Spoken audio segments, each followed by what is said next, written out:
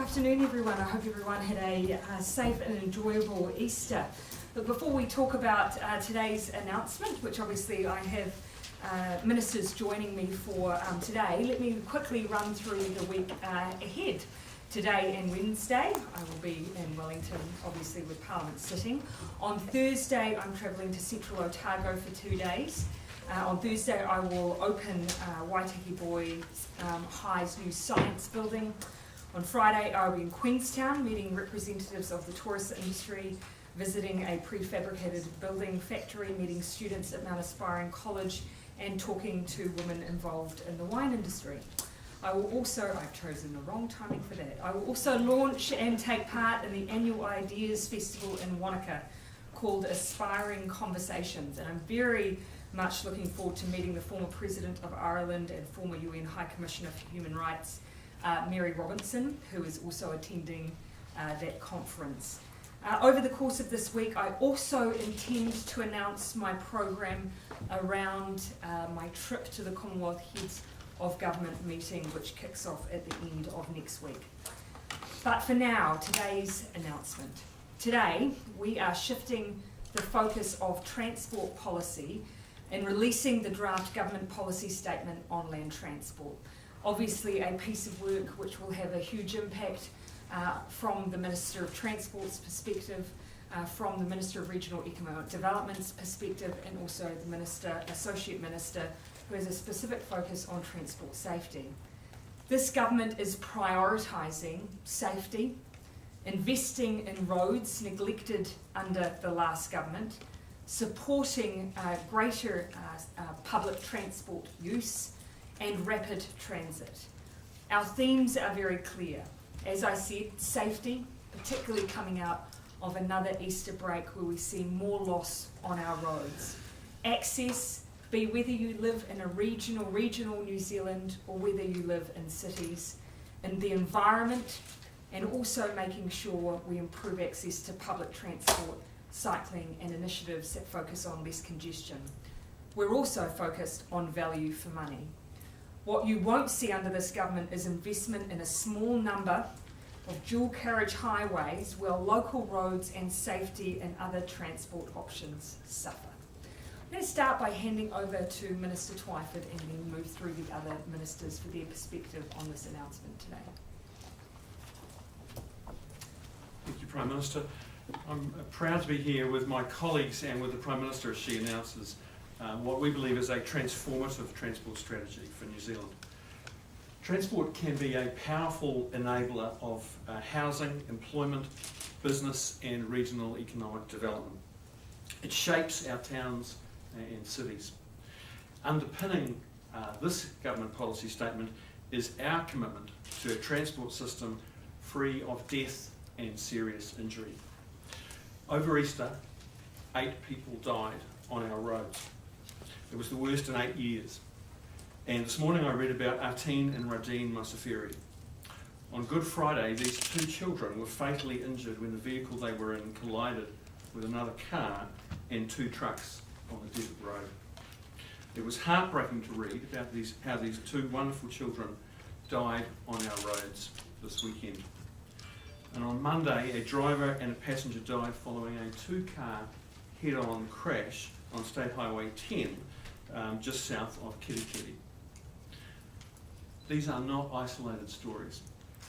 The fatality rate per billion kilometres travelled has risen 16% between 2013 and 2016. The number of fatalities and serious injuries are increasing at a much faster rate than can be explained by simple traffic growth. It's about how we drive and the roads we drive on. Over 100 people have died between January and March 2018 on the roads. The deaths of our friends and family and neighbours is no longer a price we pay to travel. It is absurd to call it a road toll. We will not tolerate it any longer.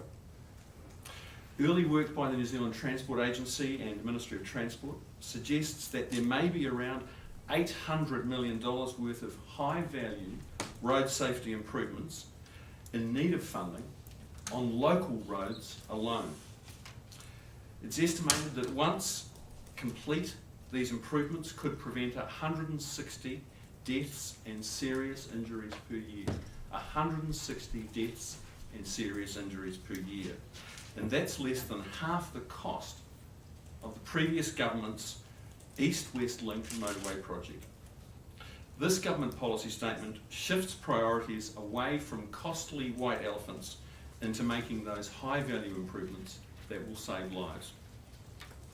I want to make a comment about regional and local roads. Over the 9 years of the last national government's transport spending through the National Land Transport Program reduced in the West Coast, Taranaki, Southland, Otago, Northland, Hawke's Bay, Gisborne and the Bay of Plenty. Every one of those regions had increased under the last Labor government. Many of them in fact doubled or tripled. Instead of hand-picked low-value and very expensive urban motorway projects, this government will double the spending on regional road improvements over the next 3 years. Half of all vehicle journeys are on local roads, and yet less than only 5% of the National Land Transport Program has been spent on improving them. In order to fund its pet projects, National starved local and regional roads. Spending on local roads only increased by $6 million across the 9 years of the last government. By comparison, the last Labor government tripled the amount of funding over their 9 years. This GPS, this government policy statement, increases local road improvements by 43% over the decade. On rapid transit, we're investing in high-quality rapid transit infrastructure to build livable cities and free up the roads. This is the first time that spending on rapid transit infrastructure will take place through the National Land Transport Program. Auckland, Christchurch and Wellington are lining up to build rapid transit infrastructure, and this government policy statement will make it possible. We've also created a new activity class in this government policy statement so that rail can be treated as land transport and funded alongside roads for the first time. The government has started the process by which rail infrastructure can be assessed and funded against other transport initiatives. We believe it's time to assess every transport project against the same criteria, irrespective of the mode of transport. Finally, on petrol excise and road user charges, the two main sources of funds for the National Land Transport Fund. What this government did not know when we took office, and what the previous government did not disclose, is that the New Zealand Transport Agency had advised Simon Bridges, the former Transport Minister, that the petrol excise and road user charges needed to increase to just pay for the previous government's promises on a few hand-picked expressways was needed in order to, in the scale of 10 to 20 cents per litre, to increase just to continue spending on those projects. We've chosen to limit the increases on petrol excise and road user charges to the lowest end of Simon Bridges' range. Thank you. I'll now hand over to Minister Genter. Tēnā koutou katoa. As Associate Minister with specific delegation for road safety, I have said that safety is my #1 priority in the transport portfolio. And you've heard from both the Prime Minister and the Minister of Transport just how great a focus safety is for the new policy statement on transport funding. We can choose lives if we can save lives if we choose to. So 20 years ago, Sweden had the same road death rate as New Zealand. They changed their policy, they invested heavily in safety, and today Sweden is one of the safest places to drive in the world. If New Zealand had the same fatality rate as Sweden, we would have had 255 fewer people die on our roads last year. And I think that's something that we should aspire to as a country. Now, the last government, you've heard, spent billions not on roads across the country, but just on a few small stretches of motorway. And that came at the cost of desperately needed safety upgrades right throughout the country where people are doing most of the driving. To put it in perspective, this is just an example, for half the cost of the East-West Link motorway project, which is only really a few kilometers long, we could afford median safety barriers down the middle of every kilometer of state highway in the country. That's just for half the cost. So by rebalancing the transport budget, we can achieve far greater outcomes and we can save lives. Of course, under this policy, the government is proposing to invest $1.5 billion in regional and local roads in the next 3 years, because that's where the vast majority of car and truck travel is. And all of our top most dangerous roads are actually local roads, not state highways. So under this policy, you can expect to see more median barriers, safe passing lanes, rumble strips, intersection upgrades, and all of that will make a real difference to the road toll. Every day in Auckland, a pedestrian is either killed or seriously injured after being struck by a car. That's a shocking statistic, and it's completely unacceptable. So making our towns and cities easier and safer for people to walk and cycle around is also a priority that we will see within our towns and cities. Instead of having cars and people on bikes mixing on busy roads, we'll be providing safe cycleway infrastructure that separates people from traffic. And we have a real priority of focusing around schools, because we know it's basically a birthright for our kids to be able to walk and cycle safely to school, and that right across the country, that is one of the most effective things we could do to reduce congestion, to improve the health of our kids, and to improve the overall effectiveness of our transport network. I'll pass over to the Minister responsible for regional development. Kia ora, folks. Well, naturally, I'll be encouraging all our civic leaders out in the provinces to participate vigorously via this discussion document. There will be scope in the provincial fund, the $3 billion fund, for certain regional provincial projects in the event that local government itself is struggling to find the cash. Two examples come to mind: Tairawhiti, Gisborne, Mengfu, and also further north in the Kaipara and the Far North District Council.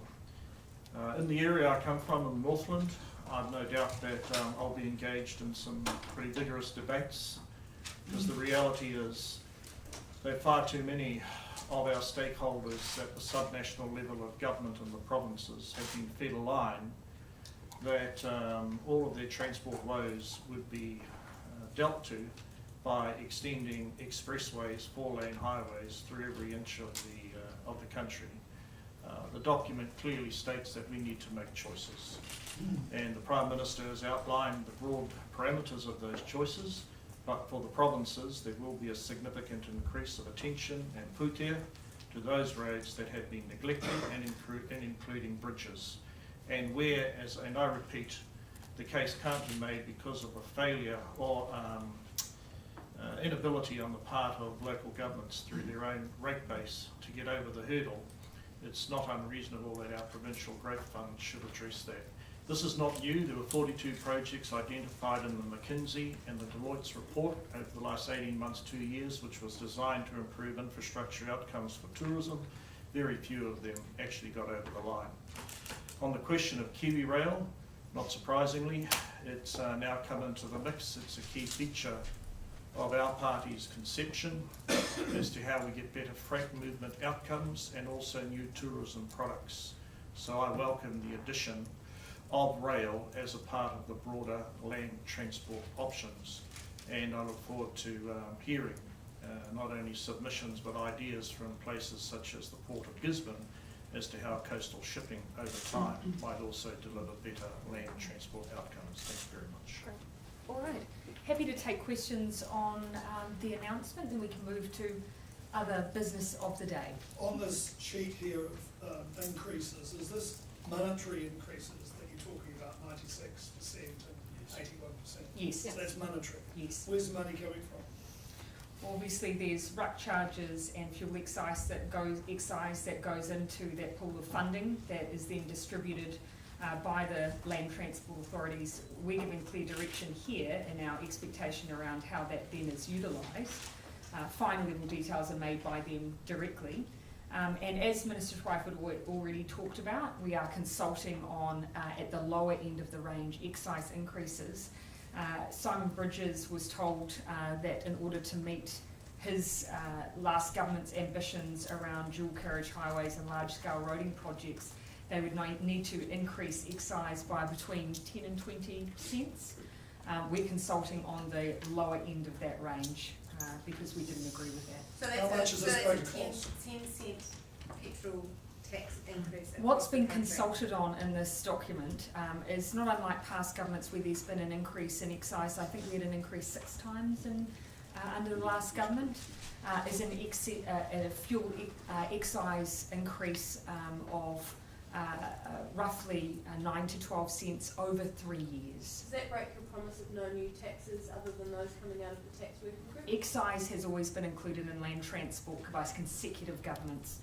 It is part of the way that we've continued to treat the Land Transport Fund and ensure that it's able to cover the costs of roading projects. So how Prime much of that? Minister, after you met the local government chiefs at Waitangi this year, Bill Shepherd, the chairman of the Northland Regional Council, said that you had given a positive reaction to his proposal that the State Highway 1 be 4-lane from Whangarei to Auckland. He made a number of pitches, as did everyone that we met up north, around their view of what would improve economic development in their area. One of the things that's consistently raised with me at the same time are safety concerns around that stretch of road. And of course what we're prioritising here is, yes, greater investment in regional roading, but also safety improvements. And we know up north what some of those are, they just haven't been actioned.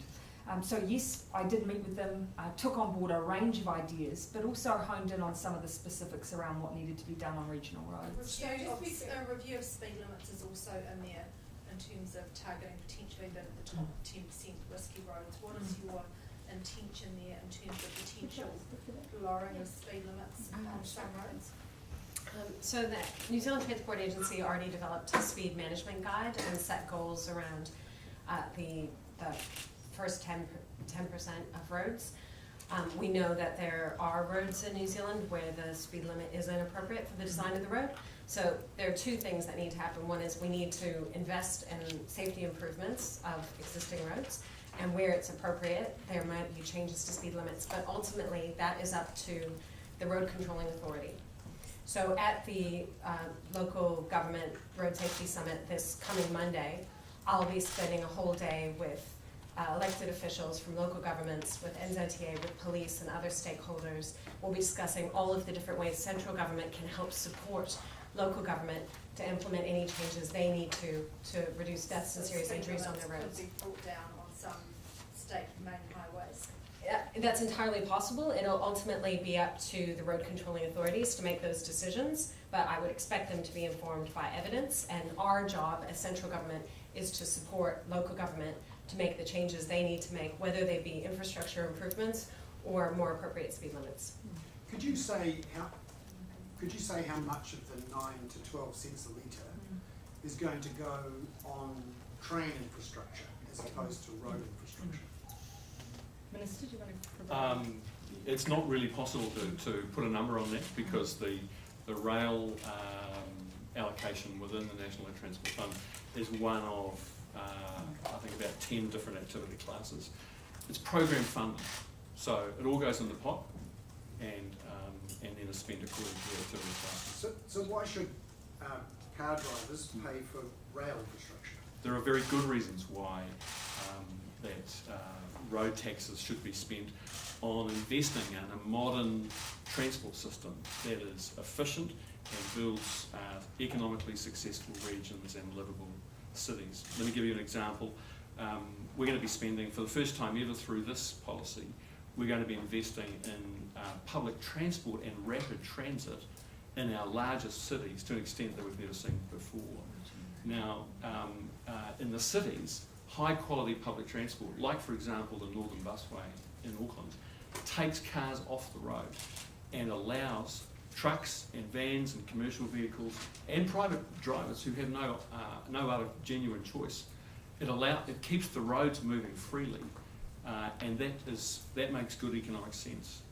The second thing is that this policy statement will guide the spending of about $5 billion a year over that 10-year period. Now, a billion of that annual expenditure comes from ratepayers, not from drivers. And so that's not a road tax tied to anything.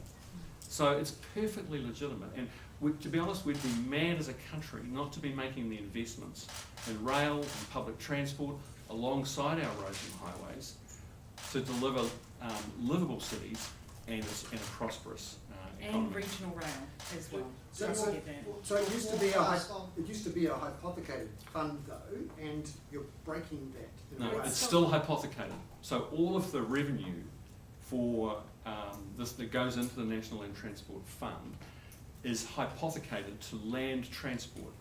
That's in the Land Transport Management Act. Nothing is changing in that regard. I mean, rail is surely land transport. Public transport is surely land transport. In fact, even in the terms of the legislation, coastal shipping is land transport. What impact is this going to have on lower income households?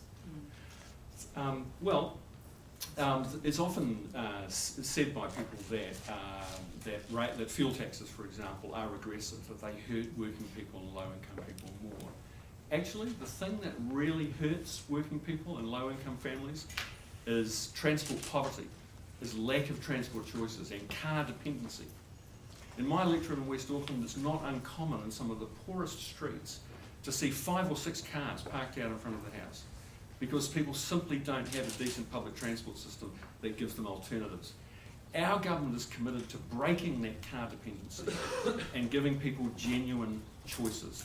That is the best thing we can do for low-income families. Let's also keep in mind, in the regions, we've had people living in regional New Zealand who have had consecutive increases in excise, which has then benefited them almost nil. Their local roads have been neglected. There's been an assumption that local government will pick up the costs, and they haven't been able to. I grew up with the mantra, local people die on local roads. We need to start reinvesting in our regions, making sure that their roading infrastructure is not just adequate, it's safe. That hasn't happened in the past, and we're committing to do that now. So we are doubling regional road improvements under this policy. We're increasing new local roads by 42%.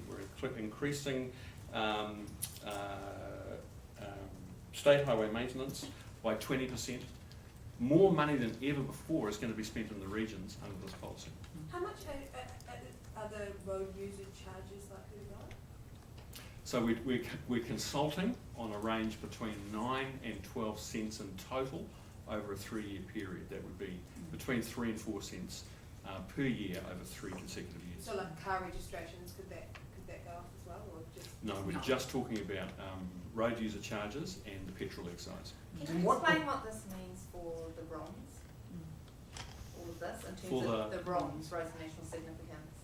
Well, we don't have a policy called the Roads of National Significance. So there's 7 projects that currently exist, 2 of which are complete? So there were a set of projects under the last national government that they called the Roads of National Significance.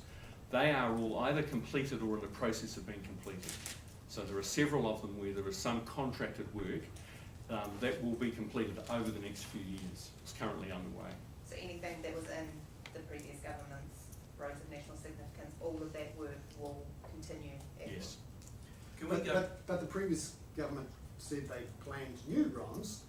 Which ones of those are not emphasised, or you say shouldn't be built? Planned, unfunded.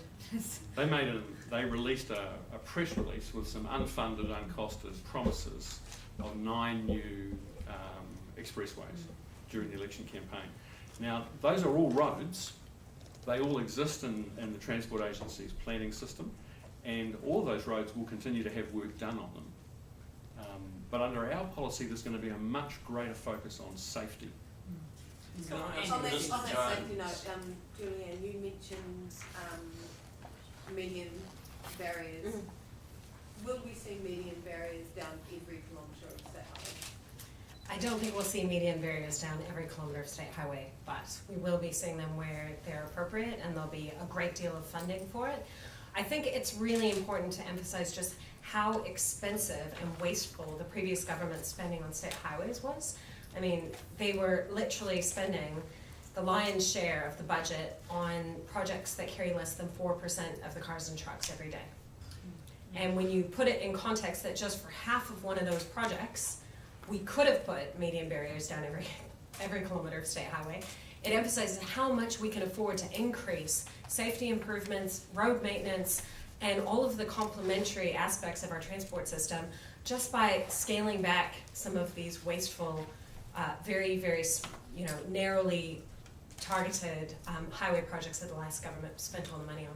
Could Minister Jones tell us, please, what he thinks the chances are of this 4-lane highway from Whangarei to Auckland, which is, as the Prime Minister said, one of the priorities for the local government in the region in terms of economic development? Well, I should say it was one of the things raised. I can't Well, necessarily they said they assume. themselves afterwards said it was a priority. raised. Yeah. I'm no stranger to the chair of our regional council at home. And the things that I would say we emphasised in the lead up to the government was significant improvements in expenditure as an alternative to roads in the north for tourism and freight. And I don't resolve from that 1 inch. I'm already on record. I would rather see egregious cases of dangerous roads such as Loop Road just south of Whangarei that has been on the books since John Banks was the member for Whangarei. I'd rather see that fixed up rather than this pipe dream that one day in 2032, somehow we were going to get a 4-lane highway to Whangarei. And one thing during the election I would say, I saw a great deal of alarm amongst garden variety Kiwis, farmers and related families is when the Transport Agency started consulting during the course of the election, which that in itself I thought was a bit weird, as to where the designations would go for the 4-lane highway. So I just repeat what I've been saying, focus on rail, and most importantly, a focus in the short to medium term, tidying up those very dangerous areas of our northern road, such as Loop Road, given that forest trucks are still rumbling down those roads every single day. How much of the Land Transport Fund would you like to see dedicated to rail infrastructure? It's approximate. It's less than 10%. So currently, and I can. I'm happy to give you the if you dig into the document, you'll see the exact numbers. There's a spending range every year for each year of the decade. It is significant that this is the first time that rail is funded out of the National Land Transport Program. That is the country's transport budget. Up until now, it's been treated as a silo to one side, and it's had to go cap in hand for funding for particular projects to the Crown. We're not intending through the National Land Transport Program under this government policy statement to take over the annual capital funding that the Crown makes as a shareholder to KiwiRail, for example. But under this policy statement, you will see particular transport, let's say, solutions that rail can deliver, particular upgrades or benefits to particular freight corridors, for example, funded through the National Land Transport Does this Program. mean, though, that there'll be a net increase in funding? Because there's a risk here that Yes. motorists to pay extra for the Land Transport Fund and then the government spends less on its front directly. I think there will in time, you'll see a net increase. And the reason is that one of the important principles of the government policy statement is the idea of mode neutrality. Sounds nerdy, but the idea is that when we make these big transport investments for the good of the country, we should choose the right mix of things, whether it's road, rail, coastal shipping, freight hubs, and all the bits and pieces that connect the transport system together.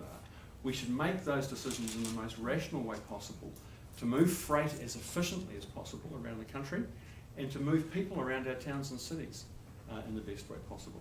And what we've had historically is a kind of one-trick pony that assumes that cars and trucks are the only transport solution to invest in. With the cost of living in Auckland the way it is, and their regional fuel tax of 10 cents, do you think that Auckland drivers can afford an extra 20 cents a litre in fuel? I think that Auckland is exceptional right now, and I think that Aucklanders understand that what's happening right now is not working. Congestion has got measurably worse in the last few years. The city is losing $1.3 billion a year in lost productivity because of gridlock. It's getting worse. We understand, Aucklanders understand that something's got to change and it's got to be paid for. And as a government, we can't stand up and ask the people of Palmerston North and Balclutha and Wanganui to fund 100% of the costs of Auckland's growth. We have to find revenue sources in Auckland, and the regional fuel tax is one way that we do that. But we're committed as a government to fixing Auckland's transport problems and getting ahead of the growth, not constantly chasing it 20 years after the fact. But to do that, we have to spend money, and I believe that Aucklanders understand that. So what's going to be the balance of urban versus rural split of how the money's going to be spent there? You'll have to have a look at the numbers. I can't tell you that off the top of my head. But we are doubling regional. We're doubling regional roads. We are substantially increasing local roads and local road maintenance and regional rail. So this is a very strong policy statement for the regions. No question And about keep that. in mind that the significant investment made by the last government on some of those more significant projects tended to happen around urban centres, whereas the Minister Genter said a small percentage of everyday road users were using. So this is about investing particularly in regional New Zealand, whilst trying to make sure we cover off the needs of growing cities like Auckland, whilst making sure that Aucklanders are covering themselves in the cost of doing that, and we're not having that impact bear down on the rest of New Zealand. The roads of national, I've just finished, the roads of national significance policy gobbled up about 40% of the total transport spend over the last 9 years. They were a handful of hand-picked motorway projects that were all in the major cities. They were not serving the regions. What proportion of the provincial growth fund will be applied to transport projects, and was that always the intention that they should? Yeah, we've always said the criteria for the provincial growth fund is one around economic development. So it's not predetermined. It has to meet the criteria in order for it to satisfy the needs of that specific fund. But we've made very specific provision in what we've proposed around this government policy statement for greater investment in regional roading, where there is a good value for money and safety and access argument for it. Just link booms, the classic example from the East Coast. Yep. Would a provincial growth fund be funding roads that NZTA has decided are not worth it? If there's an economic development case to be made, that's the basis on which projects have been considered by the Provincial Growth Fund. Look, I'm mindful that it's half past and you probably have other questions. Any final questions before I release the ministers? Joe? Given the comments around the focus on regional roads, is places like Wellington and Christchurch going to be the big losers in this? Because they're not Auckland, that's a crisis point which has got to focus, and they're not the regional roads. Wellington has its own problems, but are they the ones that are going to miss out on all this? No. Would you like to comment on the public and rapid transit? Yeah, so if we take Wellington and Christchurch, we're spending more money ever before on public transport, and that will be in those centres. We're going to be spending money on rapid transit infrastructure. That's not just for Auckland, that's intended to be for Wellington and Christchurch as well. The councils in those areas are going to get the benefit of more spending on local roads and local road maintenance.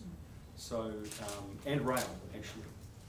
So I would expect those places are going to do fine. And in the case of Wellington, we're talking with, the government is talking with both Wellington City Council and the Greater Wellington Regional Council about a Wellington-wide plan, transport plan, just as has happened in Auckland in recent years. Right, thanks everyone. The final statement I'll make on that is just keep in mind this GPS is out for consultation. We're seeking feedback from local government, road users, anyone who has a view on the way that we are reprioritising the future of spending in this area. And again, emphasis on the fact that estimates were made under the last government. Excise would end up being possibly as high as 20 cents. We've chosen not to do that and to prioritise at the lower end of the scale.